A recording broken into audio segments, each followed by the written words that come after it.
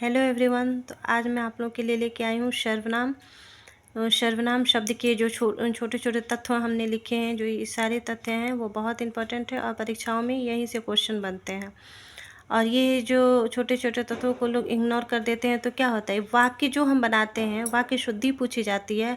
तो वाक्य शुद्धि में ये सब सारी चीज़ें ज़रूरी होती है, जो जिसे संज्ञा पता है कहाँ लगता है, सर्वनाम कहाँ लगता है, द्वितीय दोष क्या होते हैं, ये सारी चीज़ें जिनको पता है ना, उसके शब्द अशुद्ध नहीं होते, वो शब्दों को अशुद्धि सही कर लेते हैं। तो चलिए पढ़ते हैं हम सर्वनाम। सर्वनाम भाषा को सरल एवं सहज बनाता है। सर्वनाम क्या होता है, भाषा को सरल और सहज कर देता है, जो हमें समझने में और सुनने में आसान लगता है। सर्वनाम वह जो संज्ञा के स्थान पर प्रयोग किया जाता है। सर्वनाम क्या है, ये तो आप लोग बचपन से ही पढ़ते आ रहे हैं। संज्ञा के स्थान पर जो प्रयोग होता है उसे हम क्या कहते हैं, सर्वनाम कहते हैं। सर्वनाम शब्द का अर्थ द्वित्व दोष से बचाता है। अभी हमने बताया ना, अर्थ द्वित्व दोष क्या होता है, जो एक ही शब्द एक ही अर्थ में 2 बार 3 बार प्रयोग करते हैं उसे हम क्या कहते हैं, अर्थ द्वित्व दोष कहते हैं। जैसे मान लीजिए हमने यहाँ लिखे हैं, देखिए राधिका, फिर राधिका एक ही शब्द है ना, 2 बार प्रयोग हुआ है, तो क्या होता है, यहाँ पे सर्वनाम का प्रयोग करते हैं। जैसे देखिए यहाँ लिखा गया है, राधिका खाना खाकर अपने विद्यालय जाएगी और वह अध्यापिका से मिलेगी।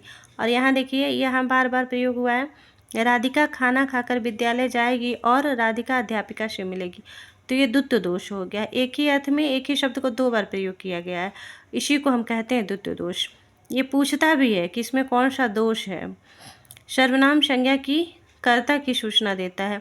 सर्वनाम क्या देता है, कर्ता, संज्ञा की जो कर्ता को सूचित करता है सर्वनाम। सर्वनाम का अपना लिंग नहीं होता है, बल्कि वाक्य में आए संज्ञा के रूपों या क्रिया के रूपों में सर्वनाम का लिंग निर्धारण होता है। ये हम संज्ञा पढ़ा रहे थे, तभी हमने बताया था कि संज्ञा के आधार पे ही सर्वनाम का लिंग निर्धारण होता है, वरना सर्वनाम का अपना कोई लिंग नहीं होता है। जैसे वह, यह, मैं, तुम, इसका कोई लिंग नहीं होता है, ये जो संज्ञा के आधार पे ही इसका लिंग निर्धारण होता है। जैसे हम कहते हैं ना, दादी का पैर टूटा था इसलिए वह चल नहीं पाती थी। तो चल नहीं पाती थी, यहाँ क्या स्त्रीलिंग लगाया ना, तो किसके लिए लगाया, यहाँ दादी लिखा हुआ है, तो दादी क्या है, स्त्रीलिंग है। तो इसीलिए अगर दादा लिखा होता तो यहाँ पे रहता कि चल नहीं पाते थे, तो यहाँ पे लिंग क्रिया का लिंग बदलता। इसी तरह तू जो सर्वनाम होता है वो या तो अति स्नेह या अति घनिष्ठ जिससे हमारी होती है उसे हम तू कह सकते हैं, या तू शब्द जो होता है तुक्ष के लिए तू शब्दों का प्रयोग होता है। बहुत तुक्ष भाषा ही है, जिसे हम अपमानजनक भाषा भी कह सकते हैं, तो उसके लिए हमें तुक्ष शब्द का प्रयोग होता है। कौन सा जो प्राणीवाचक है, कौन सा, ये कौन सा सर्वनाम है वो अप्राणीवाचक के लिए प्रयोग होता है हमेशा। कौन सर्वनाम अप्राणीवाचक के लिए प्रयोग होता है। जैसे हम कहेंगे ना, कौन सा कमरा आपका है, तो ये कमरा क्या है, अप्राणीवाचक है, तो कौन शब्द क्या है, अप्राणीवाचक के लिए प्रयोग होता है। अब चलिए हम लोग देख लेते हैं संज्ञा के प्रकार कितने होते हैं। तो देखिए संज्ञा अगर पूछ दे पेपर में संज्ञा होता कितना है, तो आप लोग 11 बताएंगे। संज्ञा कितने होते हैं, 11। और संज्ञा के प्रकार कितने होते हैं, तो संज्ञा के प्रकार 6 होते हैं। इसको 6 प्रकार से हम प्रयोग करते हैं।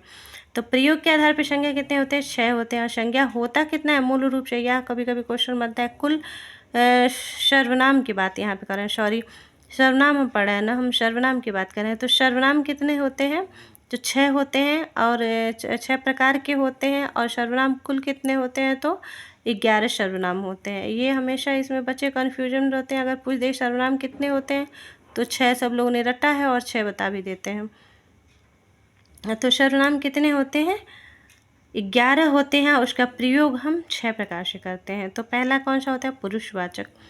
पुरुषवाचक सर्वनाम कितने होते हैं, तो पुरुषवाचक सर्वनाम 3 प्रकार के होते हैं। पहला उत्तम पुरुष, मध्यम पुरुष और अन्य पुरुष। उत्तम पुरुष में हम अपने लिए प्रयोग करते हैं, जैसे मैं, मैंने, मेरा, ये जितने अपने लिए हम प्रयोग करते हैं वो उत्तम पुरुष होता है। और मध्यम पुरुष होता है कि जो तुम, जो हमारे सामने है, हम जिससे बात कर रहे हैं वो क्या हो जाता है, वो मध्यम पुरुष होता है। तुम, तुमने, तुमसे, ये जो सामने हम जिससे बात कर रहे हैं वो मध्यम पुरुष होता है। और जिसके बारे में हम बात कर रहे हैं वो क्या होता है, जिसके बारे में हम बात करते हैं वो क्या होता है, अन्य पुरुष होता है। जैसे वह, यह, ये शब्द सारे क्या होते हैं, अन्य पुरुष होते हैं।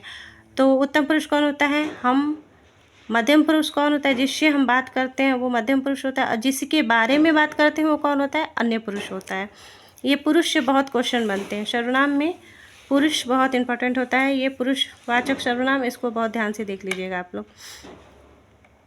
एक क्या होता है? निश्चयवाचक सर्वनाम। जैसे क्या होता है? यह वह, मतलब जैसे या दूरी या नज़दीकी की बात जो करता है, हमारे सामने प्रत्यक्ष दिखाई दे रहा है, यह होता है। थोड़े दूर होता है उसे वह होता है, यानी निश्चित जो हो उसे क्या कहते हैं? निश्चयवाचक कहते हैं। अनिश्चयवाचक सर्वनाम होता है कोई, कुछ, मतलब जिसका निश्चय नहीं है, कितना है एग्जैक्ट हम नहीं बता सकते हैं, तो उस क्या होता है? वो अनिश्चयवाचक सर्वनाम होता है। और ये प्रश्नवाचक क्या, कौन, ये सब क्या होता है? प्रश्नवाचक सर्वनाम होता है। संबंधवाचक क्या होता है? जो, सो, जैसे हमारा संबंध हो उसे हम क्या कहते हैं? जो, या, ये सब क्या होते हैं? जो, सो, ये सब संबंधवाचक होते हैं। निजवाचक वो होता है जैसे आप, हम अपने लिए जिस चीज़ का प्रयोग करते हैं उसे निजवाचक कहते हैं। जैसे उत्तम पुरुष में क्या होता है? अपने लिए हम प्रयोग करते हैं, तो ये आप शब्द उत्तम पुरुष में भी जाएगा। अच्छा, आप लोग ये मत सोचिएगा कि ये सर्वनाम में एक सर्वनाम में आ गया तो दूसरे में नहीं आता है। ये सर्वनाम जो होते हैं ना, वो लगभग मतलब एक दूसरे में प्रयोग हो जाते हैं। जैसे यहाँ पे हमने पढ़ा था अन्य पुरुष में यह वह, और फिर यहाँ पे है यह वह, तो एक सर्वनाम वो जो होते हैं ये दो जगह इसका हम प्रयोग कर लेते हैं। इस यहाँ पे हमने डिटेल में लिख दिया है। सर्वनामों की संख्या कितनी होती है? 11। 11 में कौन कौन आते हैं? मैं, तुम, यह, वह, आप, कोई, कुछ, जो, सो, क्या, कौन, ये सारे 11 सर्वनाम होते हैं। वीडियो लंबा हो जाएगा। हम सर्वनाम का प्रयोग हम कैसे कर सकते हैं? जैसे निश्चयवाचक में प्रयोग करके हम वाक्य कैसे बनाएंगे, अनिश्चयवाचक में प्रयोग करके वाक्य कैसे बनाएंगे, संबंधवाचक का वाक्य कैसे बनाएंगे, इसको मैं अगले वीडियो में डाल दूँगी। और पूरा उसका डिटेल सर्वनाम अभी इसमें अधूरा रह जा रहा है, डिटेल सर्वनाम हम अगले वीडियो में बना के डालूँगी। तो आप लोग को अच्छा लगेगा तो कमेंट में लिखिएगा। अगर डिटेल समझ में आ गया हो तो भी लिखिएगा, और कैसा लगा ये भी लिखिएगा। Thank you very much.